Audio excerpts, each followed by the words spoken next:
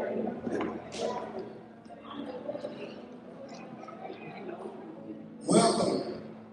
welcome, welcome, welcome, welcome.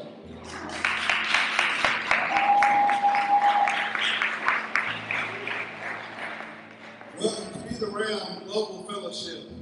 I'm elated that you decided to fellowship with us. There's so many other places that you could have gone, but you chose to fellowship with us. Because there, I'm happy, my wife happy, the whole family's happy.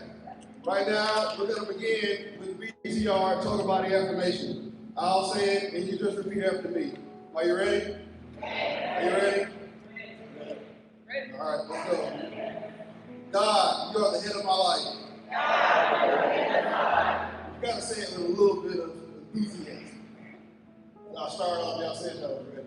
God, you are the head of my life. God, you are the head of my life. With all my heart, I will fight the good fight. With all my heart, I will fight the good fight. With my mouth, I will speak life and not death. With my mouth, I will speak life and not death.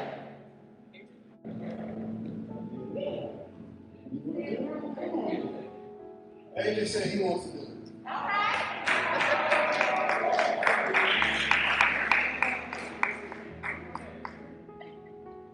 God, you are the head of my life. God, you are the head of my life. God, you are the head of my life. With all my heart, I will fight the good fight. With all my heart, I will fight the good fight. With my feet, I will walk by faith and not by sight. With my feet, I will walk by faith and not by sight. With my mouth, I will speak life and not death. With my mouth, I will speak life and not death. God, I promise to give you what's right and not what's left. God, I promise to give you what's right and not what's left. God, you will provide. God, you will provide The wisdom, the resources, and the discernment to allow me to be around the platform. Amen.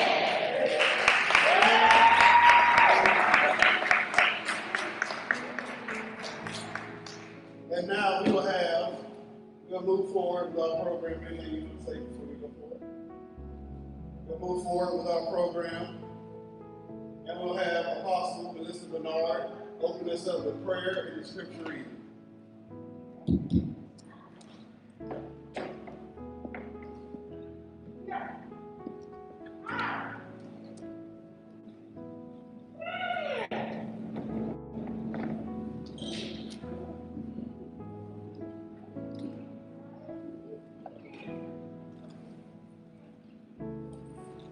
Praise the Lord, praise the Lord. Hallelujah, hallelujah, hallelujah. God, you're so good. Father God, we just thank you for this moment in time, God, as you decided to do what you're going to do for the McKissick's and Pastoral Ministries, God. God, we thank you today that you're going to come into this place and just have your way, God. God, you'll minister to everyone that has found their way out, God, and in leaving, they won't leave out the same way they came in.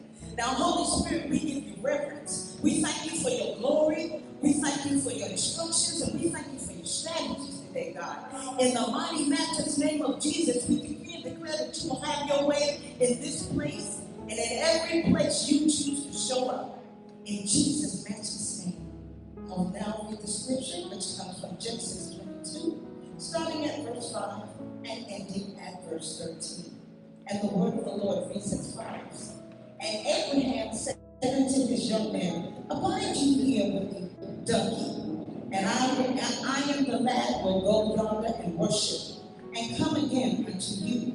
6. And Abraham took the wood of the burnt offering and laid it upon Isaac his son. And he took the fire in his hand and the knife, and they went both of them together. And Isaac spake unto Abraham his father and said, My father. And he said, Here am I, my son. And he said, Behold the fire and the wood, but where is the lamb for the burnt offering? And Abraham said, My son, God will provide himself a lamb for a burnt offering. So they went both of them together. And they came to the place which God had told them of. And Abraham built an altar there, and laid the wood in order, and bound Isaac his son, and laid him on the altar upon the wood. And Abraham stretched forth his hand and took the knife to slay his son. And the angel of the Lord called out to him from heaven and said, Abraham, Abraham. And he said, Here am I. And he said, Lay not thy hand upon the lad, neither do thou anything unto me. For now I know that thou fearest God, seeing thou hast not withheld thy son, thine only son, from me. And Abraham lifted up his eyes and looked, and behold, behind him a ram caught in the thicket by its horns. And Abraham went and took the ram and offered him up for a burnt offering in the stead of his son. God bless the reading of his word.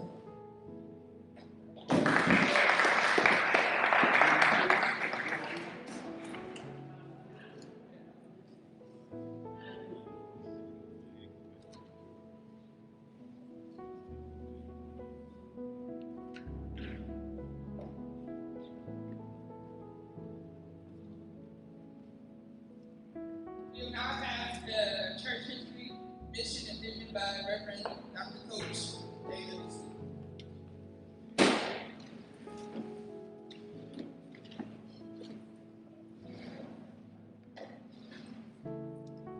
Good afternoon. As for the history, mission, and vision of Be the Ram Global Fellowship, it was launched on June 21st, 2020. Pastor and Lady McKissick received a call from God long before that, though. He gave them a vision to do something new and reach God's people from a different angle. Can virtual ministry really be a thing?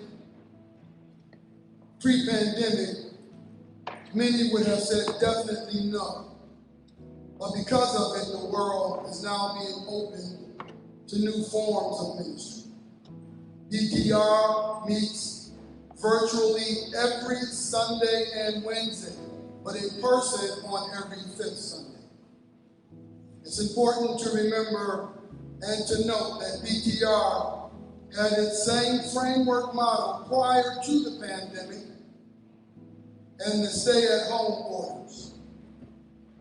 Thus, for having a hybrid ministry model isn't the result of the pandemic. It was God's plan all along.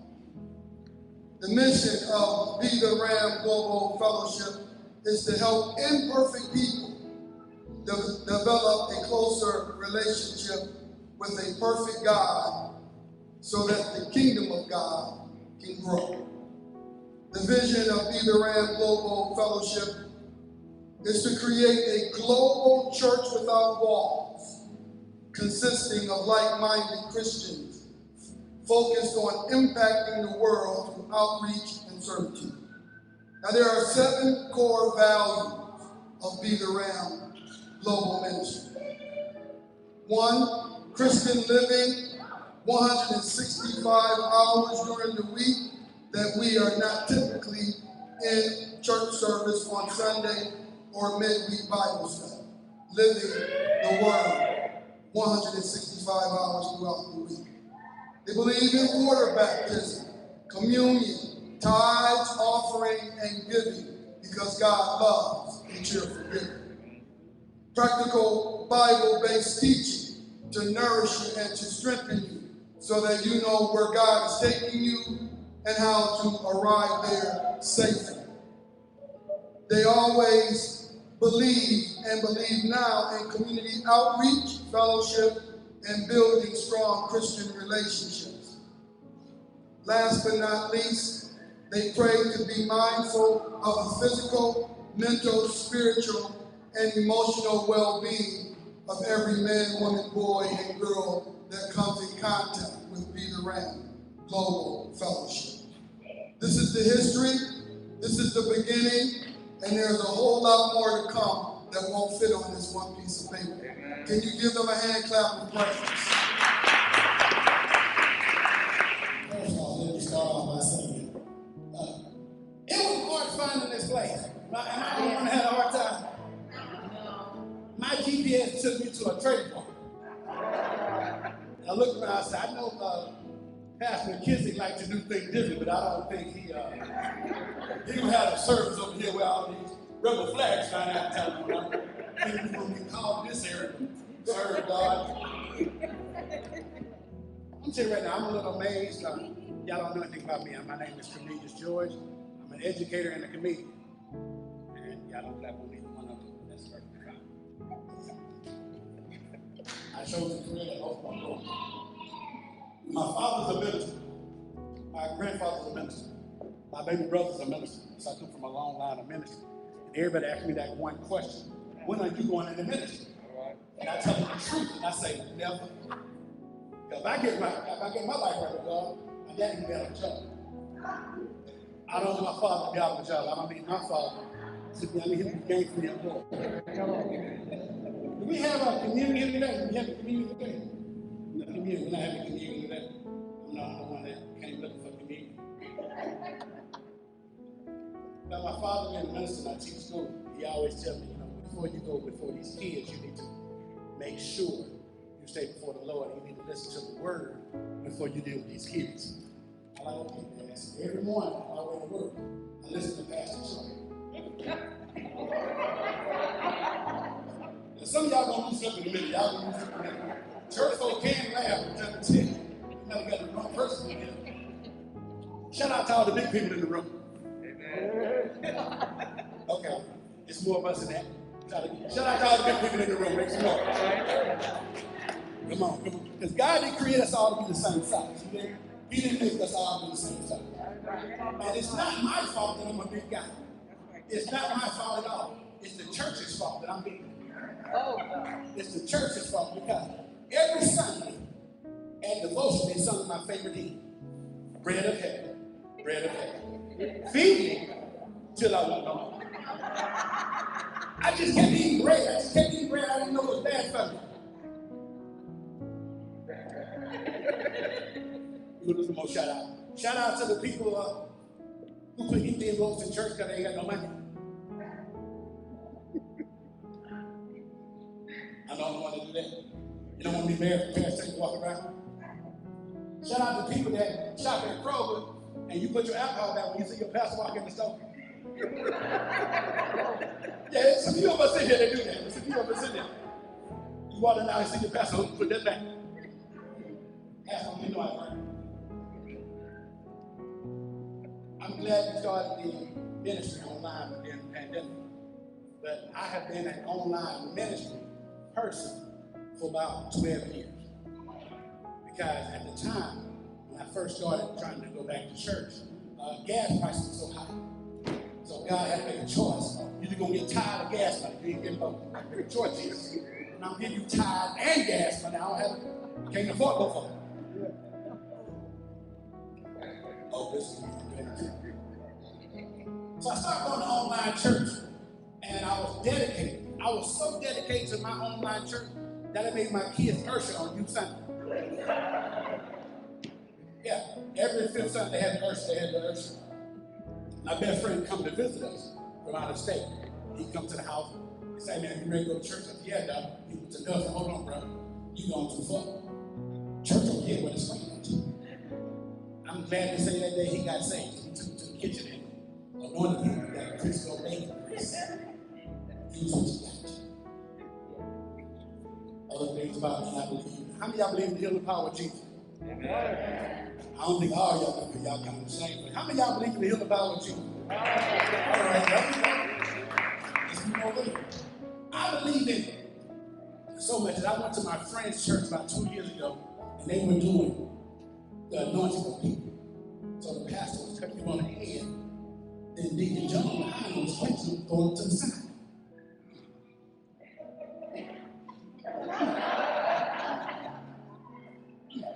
It got to be my turn. So I'm sitting there with my hands up, and I see Deacon John behind me calling for help. I said, hold on, Pastor. Before you do this, if Deacon John can't catch me by himself, then you playing with the power of God. So Deacon John was a little bird right there. You know, he had that stance like this. He had that stance. When the pastor touched my head, I jumped back on him. And tell you right now, Deacon John called me. He used to be in the hospital about 6 more weeks. His back was always messed up. I believe in the hidden power of God. I really do. But there was a time in my life my mother was sick. And my friend called me and said, "Hey, brother, you're the priest of your family. You need to pray for your mom." So I go into the kitchen. And I start looking for that pumpkin oil. Why do we use pumpkin oil? Pumpkin oil is 10, 15 in Kroger. Olive oil normally is $10, $13. Why do we in the church use the cheapest oil? Have everybody noticed that? I'm the only one that noticed that. I'm going to pick on that. Okay. So I'm looking for the oil. We didn't got no olive oil today. But we got that chicken, bacon, fish grease on it. I mean, when the store, the lady the alabaster box. I'm like, God, you can do this. So I stick my hand in the bottom where all that crunchy stuff at and rubbed it all over my mama's face. My mama's face broke out with acne so bad, God. I'm not allowed to touch her right now. I'm not even allowed to get my mama.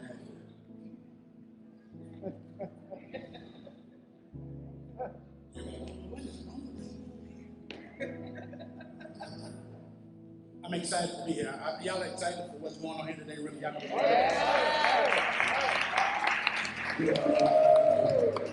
how powerful this is. This has been a friend of mine for a number of years. We've been coaching together. He's been a great guy since I know him. We took 2 different paths. He went to the lower side, and I went to make sure he stayed gainful employed. Everybody can't do it right all the time. I'll tell y'all a little story about myself and I'll get out of here. Besides these two here, I love these two more than anything in life because if I didn't, I wouldn't have drove around Tyrone and Northern Fabric trying to find this place to be here. What? I almost went back to testing. I really did. I almost went back to testing. People with parents make some noise. Parents make some noise. I want y'all to do something now. I want y'all to stretch your hands to all the children right now. Stretch your hands to the children. God, we pray right now in the name of Jesus that you allow school to be closed for 8 more weeks. 8 more weeks, Jesus. Don't open the school up, Jesus. No, 8 more weeks of being at home with their parents again. What? I'm surrendering my kids to leave the house. I'm telling you, I'm ready for them to leave the house. If I get one more call about my child being late to class on the computer, like, how are you late to class? You don't have to walk, get no locker, you ain't walking down the hallway. How in the world are you late to class? Oh my God, I'm trying to tell you, I have 3 kids that I love to life. I tell them I love to life, because if I say I love them to death, I might try that on. My baby boy is going to the 4th grade, so in the 3rd grade last year. And I had to pay $350 for him to play fall baseball. And he don't know what first and third base at. And I got to buy him a trophy at the end of the season. For what? Sucking? You know?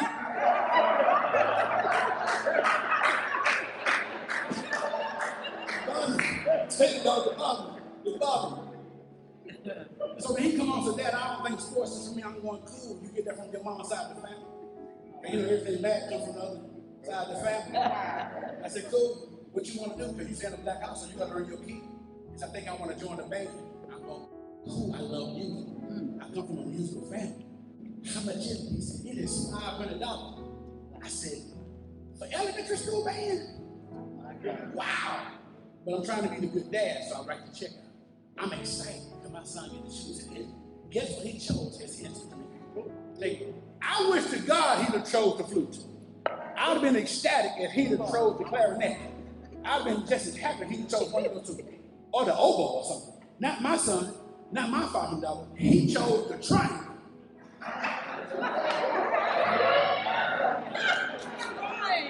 He's been home for 35 minutes a day talking about ting. Ting. You know how close I am to cussing him out? But I'm trying to live right. So every day, 35 minutes, he in this room going, ting, ting. So one day when I don't hear the noise, I go upstairs to this room. And I'm waiting for the ting. I walk in the room and this is what I see.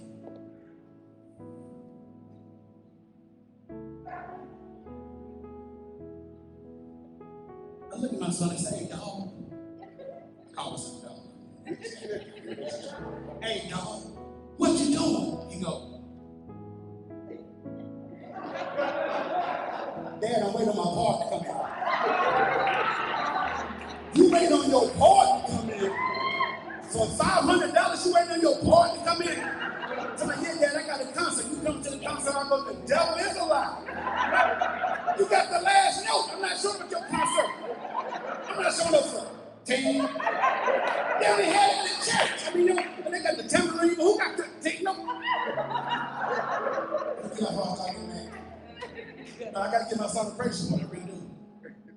Gotta get my praise support.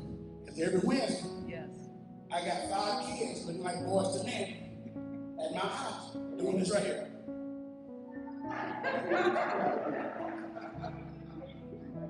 Team. Ladies and gentlemen, I started a company called Laugh Your Class Off. And we have won 5th year for our anti-bullying video and our teen suicide prevention video. Y'all can clap on that. I really can. Because you got a brother who teaches school, who doing more in the community, besides just doing comedy and teaching, like this man here, does more in the community than just what's required in the classroom now. So y'all need to give him a hand. Any other fellow educators right now, please stand up. Fellow educators, please stand up. Hey, give him a hand. Give him a hand.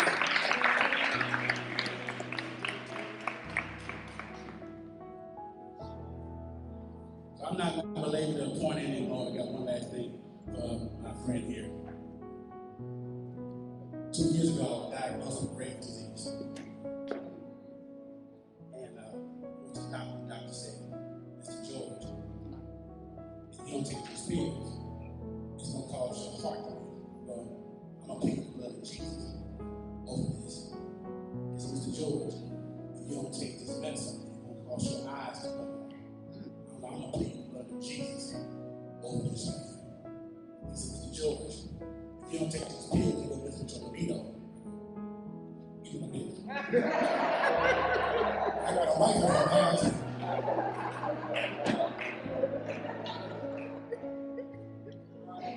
Pray for me. Hey guys, that's my time. My name is Dianne. Y'all remember the old church? Some people.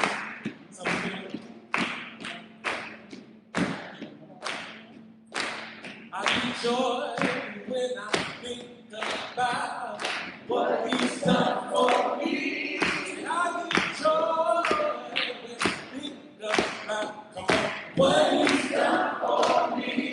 I get joy when I think about what he's done for me. I get joy when I think about what he's done for me. Say, I get happy when I think about what he's done for me. I get happy when I think about say what he's done for me. Say I get happy when I think about say what he's done for me. I get happy when I think about say what he's done for me. He said, see, there's a feeling divine, ready to be bright as the morning star. Say there is a lily in the valley, come on, bright as the morning star. There is a lily in the valley, it's bright as the morning star. Say amen.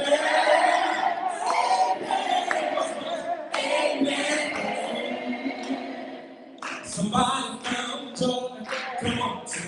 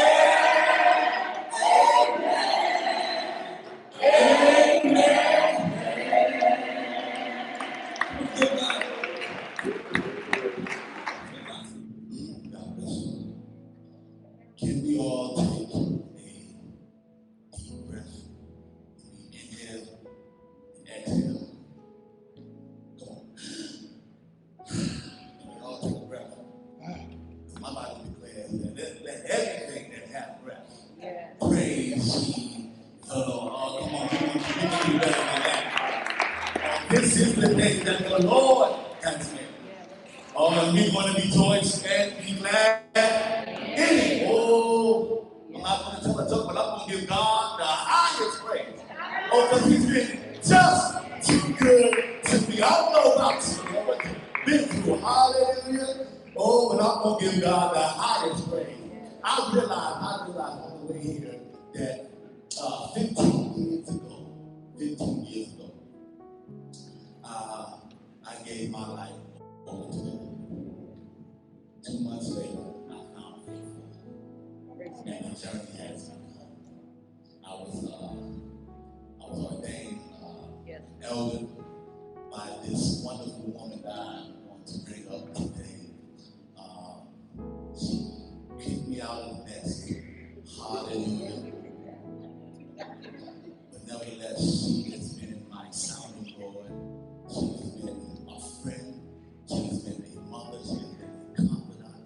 And I am happy on this day. And I celebrate not only my brother for being installed on today. I know he celebrated a year, but he's being installed on today. But I get to bring up the national signing prelate, the bishop, the greatest pastor on this side of heaven. I don't know about you. I know I'm a pastor. Pastor McKinney, but bishop, hallelujah. You cannot choose her because she follows. We follow her because she follows Christ. I present to some and I introduce to others. Not only the one and only Bishop Dianne. Hallelujah. You may take your seats. Amen. I am not going to be long. Praise Him. I want to go to the Gospel of St. Luke. Amen. I want to go to chapter 5, if you will. St. Luke, chapter 5. I don't need but about maybe 5 or 6 minutes. I'm done. And then we will certainly move into the installation portion of this service where we install this great man of God. Amen. He and his wife were such a blessing to us and are still a blessing to us. Amen. I'm not really technologically savvy, but he is. Amen. And when the pandemic hit, amen, I didn't think I was going to be thrust online towards Facebook Live. But had it not been for this great man of God, I don't know what I would have done. So I just want to thank you. And then you were commending me because I even took the step to even go on Facebook Live. So I thank you that you were there to show us how to do it. Amen. And my husband, Deacon Collins, let's give God some praise for him. Hallelujah. Thank God for you, sweetheart. So we're just happy to be here. Amen. It is about God and it is about this great leader and the great things that God has in store for him. He's already done wonderful things, but so much more is in store. St. Luke, chapter 5. Amen. Our pericope is really going to cover probably about, I'm going to start at verse 27 and read down to verse 39. But for the sake of time, I am only going to read verses 36, 37, 38, and 39. But we'll try to cover all of the verses from 27 through the end of this chapter. Starting at verse 36, it says, "And he spake also a parable unto them. No man putteth a piece of a new garment upon an old. If otherwise, then both the new maketh a rent, and the piece that was taken out of the new agreeth not with the old." Verse 37, "And no man putteth new wine into old bottles, else the new wine will burst the bottles, and be spilled, and the bottles shall perish." Verse 38, "But new wine must be put into new bottles, and both are preserved." Verse 39, "No man also having drunk old wine straightway desireth new, for he saith, the old is better." The word of God for the people of God. Can we say thanks be to God? All right, now, this title is a very familiar title, amen, but we really don't hear it until we get ready to go into a new year. But I want you all to just go ahead and just holler this at about 3 people around you. And this is going to be our title for the next few minutes. Look at your first person and say, out with the old and in with the new. Say that to 2 other people. Out with the old and in with the new. One more person. Remember, out and in with the new. Father, we thank you for this teaching and preaching moment. Thank you for the anointing that will accompany it. Thank you for what this word is going to do in each of our lives, especially the McKissick family and Be the Ram Global Fellowship Inc. We thank you and praise you for it now. Hide me behind the cross and let no flesh glory in your sight. And we'll thank you in Jesus' name. It is so. Amen. All right, now I want to go back to verse 27 and kind of work my way up a little bit. It says here in verse 37, and after these things he went forth and saw a publican named Levi. Now, Levi is mentioned here, but Levi is also Matthew. Okay, and it says he was sitting at the receipt of custom, and he said unto him, follow me. And he let all, rose up and followed him. Levi was so excited. And the Bible says in the next verse there that Levi made him a great feast in his own house. And there was a great company of publicans and of others that sat down with them. Levi was so excited about following Jesus. He had a party. And he invited a whole lot of people, other tax collectors and sinners even, all came to this party. Look at verse 30.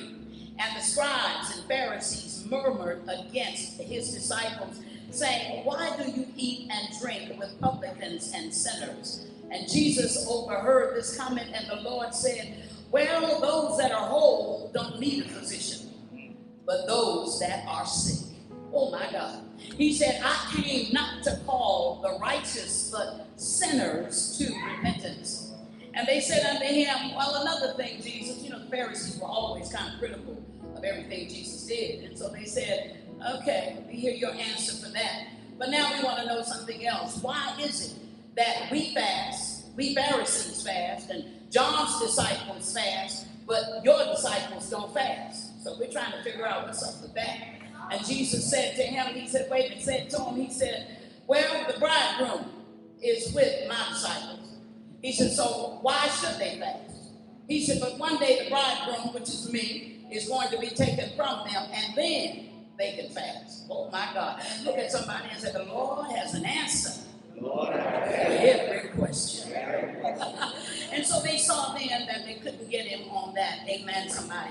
And then the Lord said, and anyway, no man puts a piece of a new garment on an old garment, because then the new is going to make a larger hole in the old garment. So what I'm bringing is something new. Will you look at somebody and say, out with the old and in with the new?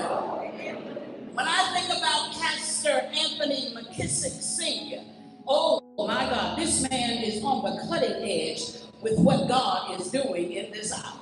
Hallelujah. I'm 60 plus years old, and when I look at you, I feel younger. You're going to have a whole new mindset in this hour. It's the same gospel, and it's the same word, but you just got an interesting way of presenting it. So when you go out into the community and you pick up trash on the side of the road, because I've done it with you, when you are busy going out there making sure that people have coats to wear in the wintertime who are homeless and displaced, I said to myself, this young man is full of the new thing that God wants to do in this hour. When you look at your neighbor and say, we need to give God some praise for this new thing that God is doing through this young man. I tell you, I said, look, don't do it the way I did it. Amen. When I started Faith Walk years ago, 29 years ago, it was my husband, my 2 kids, me. That was it. That was our church. Every Sunday, I would get up to preach.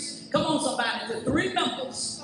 Come on, somebody. Not counting the ants and the spiders. Oh, I wish I had some help. Come on, somebody. I came up through the trenches. Come on, somebody. It was hard, but to make me who I am. And then God sent this young man and this beautiful woman that stands by his side. I said, God, I don't feel worthy. But God said, you need some new wine. Come on, somebody. So I said, okay, now what am I going to do? What am I going to do? What am I supposed to do? Look at somebody and say, embrace it. Come on, tell about 3 folk around. This is what you do, embrace it. Don't talk about it, embrace it.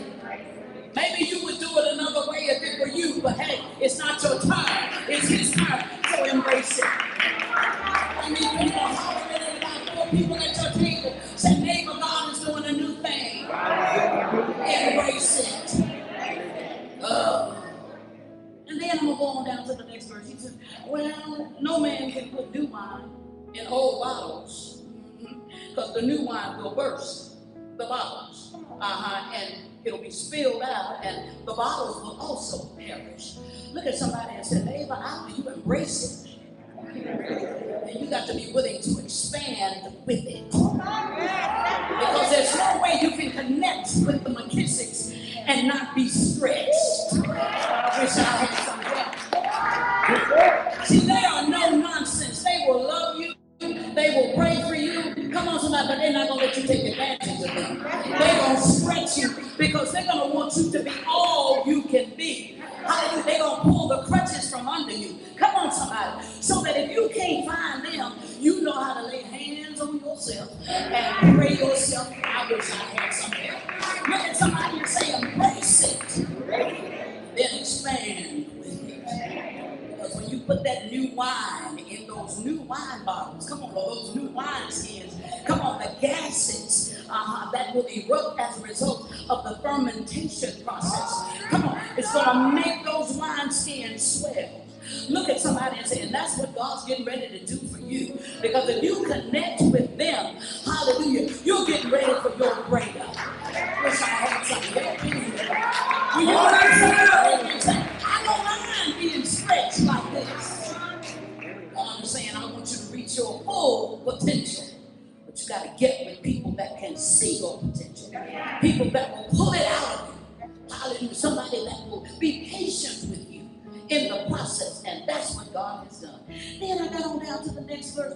And I said, okay, well, if you put them in new wine, put the wine in new wine bottles, then both are preserved. Come on, somebody. But then I got down to the last verse and said, no man having drunk old wine straightway even wants the new. Because he was going to think the old wine is better. See, those are the kind of folk that say, we've always done it this way. Why we got to try something new? I wish I had some help. Look at somebody and say, embrace it. Expand with it.